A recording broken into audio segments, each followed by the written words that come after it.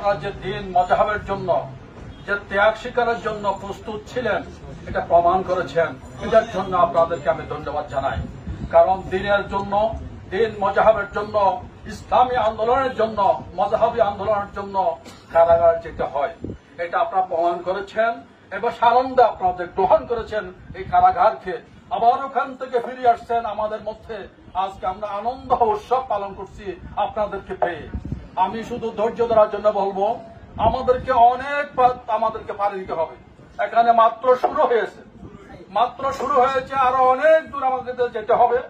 আমরা আপনাদেরকে সুসংবাদ জানাই, আমরা বাংলাদেশের মধ্যে যে 12,000 দরবার শরীফ আছে, আমি 12,000 দরবার শরীফকে এক জায়গায় নিয়ে আসার জন্য উদ্যোগ নিয়েছি।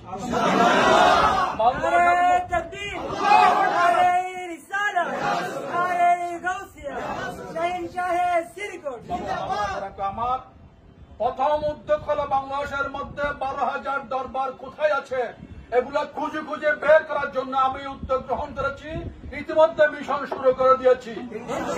পাশাপাশি আমাদের রাজনৈতিক অঙ্গনের মধ্যে যতগুলো রাজনৈতিক সংগঠন আছে আমরা সব এক জায়গার মধ্যে আসার জন্য আমরা সিদ্ধান্ত নিয়েছি। এখানে আর কোন বিভক্তি নেই। রাজনৈতিক অঙ্গনে একটাই ব্যানার হবে। কটা ব্যানার? আহলে সুন্নাত ওয়াল জামাত যতগুলো আহলে সুন্নাত আছে সমস্ত আহলে সুন্নাতকে একটা ব্যানারের মধ্যে নিয়ে আসার জন্য আমরা উদ্যোগ নিয়েছি। আমাদের ব্যানার হবে আহলে সুন্নাতের একটা।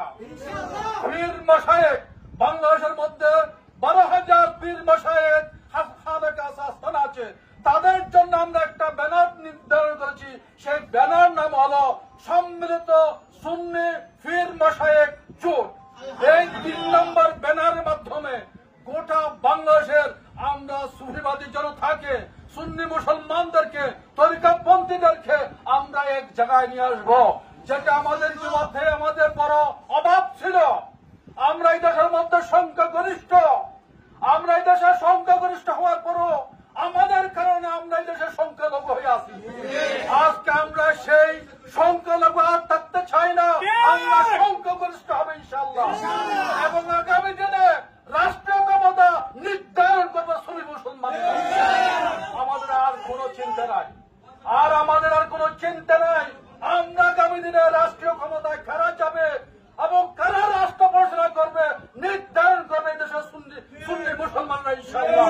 আমরা ওই উদ্যোগ নিয়ে, ওই মনোভাব নিয়ে আমরা বৃহত্তর গোটা দেশের সুফিবাদী মানুষকে এবং তরিকাপন্থীদেরকে আমরা এক জায়গায় নিয়ে আসার উদ্যোগ নিয়েছি। আমি অন্তর থেকে বলছি, এখানে যে যতই অপরাধ করুক, যতই ভুল করুক, সবগুলো আমি মাফ করে দিয়েছি। এই মুহূর্তে আমাদের বৃহত্তর রক্ষার দরকার। এটা ছাত্রদের মধ্যে বৃহত্তর রক্ষার দরকার, যুবকদের মধ্যে বৃহত্তর রক্ষার দরকার, বয়স্কদের মধ্যে বৃহত্তর রক্ষার দরকার, আলেম ওলামাদের বৃহত্তর রক্ষার দরকার, সুন্নি মুসলমানদের বৃহত্তর রক্ষার দরকার এবং পীর মাশায়েখদের বৃহত্তর রক্ষার দরকার। আমরা এই স্লোগান নিয়ে ইতিমধ্যে চট্টগ্রামের মধ্যে একটা প্রোগ্রাম করেছি, আপনারা নিশ্চয় খবর পেয়েছেন অনেকে। এবং আগামী 27 তারিখ বৃহত্তর কুমিল্লা পীর মাশায়েখদের জন্য আমরা প্রোগ্রাম করছি এবং 28 তারিখ আমরা বৃহত্তর সিলেটে প্রোগ্রাম ঘোষণা দিয়েছি। ইনশাল্লাহ আমরা ওখানে নিজেও যাবো ইনশাল্লাহ। গোটা বাংলাদেশের ইতিমধ্যে আমরা বরিশাল, খুলনা, রংপুর, রাজশাহী এবং ময়মনসিংহ ডিভিশনে আমরা যোগাযোগ শুরু করে দিয়েছি। ইতিমধ্যে কোরবানের কারণে হজের কারণে আমরা একটু 10-12টা দিন গ্যাপ দিয়ে আবার কিন্তু উত্তরবঙ্গে আমরা পীর মাশায়েখের ডিভিশনাল প্রোগ্রাম করব। সর্বশেষ আমরা ঢাকার মধ্যে গোটা বাংলাদেশের মধ্যে ডিভিশনাল প্রোগ্রাম করার পর আমরা সম্মিলিত আহলে সুন্নাত ওয়াল জামাতের একটা কাউন্সিল করব। এটা জুলাই 28 তারিখ এবং তারপর দিন 29 তারিখ হবে সম্মিলিত পীর মাশায়েখদের সম্মেলন। এই 2 দিন ব্যাপী ঢাকার মধ্যে একটা কাউন্সিল হবে, যে কাউন্সিলের মাধ্যমে সুন্নিদের ঐক্যের ব্যানার তৈরি হবে সম্মিলিত এবং পীর মাশায়েখের ব্যানার তৈরি হবে। এখন আর বিচ্ছিন্ন থাকবো না, আমরা সব এক জায়গায়। আমি ভাইদেরকে বলবো শুধুমাত্র একটা আবেদন করব। সেই আবেদনটা, আমি যদি সবাইকে যদি মাফ করে দিতে পারি অপরাধ, আপনারা একটু মাফ করতে পারবেন না? ফেসবুকের মধ্যে আর একটু গালাগালি না করলে হয় না? ফেসবুকের মধ্যে একটু গালাগালি আর না করলে তো হয় না, এটা আমাদের জন্য বড় ক্ষতি হচ্ছে। আমি মাফ চাই আপনাদের প্রত্যেকের নিকট, অন্তত ফেসবুকের মধ্যে আর পক্ষাবিপক্ষে একটু লেখালেখি করবেন না। আমাদের বৃহত্তর ঐক্যের প্রয়োজন। আমাদের আগামী দিনের রাষ্ট্রীয় ক্ষমতা সিলেটি মনোভাবের নির্ধারণ করার সময়। অতএব এখন আপনার আপন ভাইয়ের বিরুদ্ধে লেখালেখি আর করবেন না।